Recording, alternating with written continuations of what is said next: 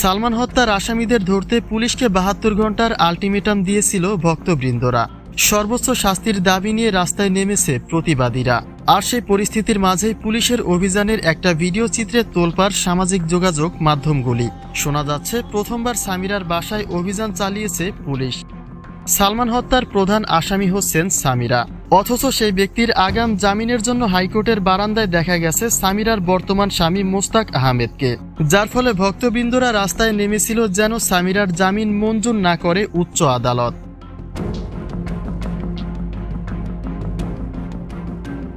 সামিরা ডনসহ এই হত্যা মামলার আসামি যারা আছেন তাদের কারোই যেন জামিনের ব্যবস্থা করা না হয়, সে ব্যাপারে বিশেষ আবেদন রেখেছে প্রতিবাদীরা।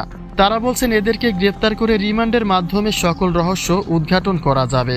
যে মামলার বিচারকার্য বিগত ৩০ বছরে হয়নি, সেই মামলার সূক্ষ্ম বিচার যেন অন্তত এবারে হয়। অতএব আসামিদের আগাম জামিনের ব্যবস্থা করে যেন ঘটনার সূত্র পাল্টে দেওয়ার সুযোগ আদালত না দেয় এবং অতি দ্রুত ডন সামিরাকে গ্রেপ্তার করে রিমান্ডে পাঠানোর ব্যবস্থা করে। অন্যথায় প্রতিবাদের তীব্রতা সময়ের সঙ্গে বেড়ে চলবে।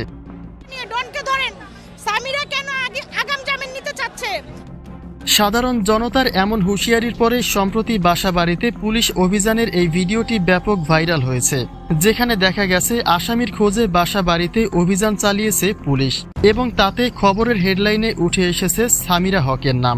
অর্থাৎ যে মুহূর্তে বিচারের শক্ত দাবিতে রাস্তায় নেমেছে সাধারণ জনতা, সেই মুহূর্তে এসে সামিরার বাসায় পুলিশের অভিযান।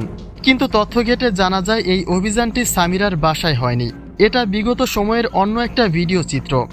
গ্রেপ্তারি পরোয়ানা জারি হওয়ার পরে সামিরার বাসায় পুলিশ আদৌ কোনো রেড দিয়েছে কিনা সে ব্যাপারে তেমন কোনো স্পষ্ট বার্তা জানা যায়নি।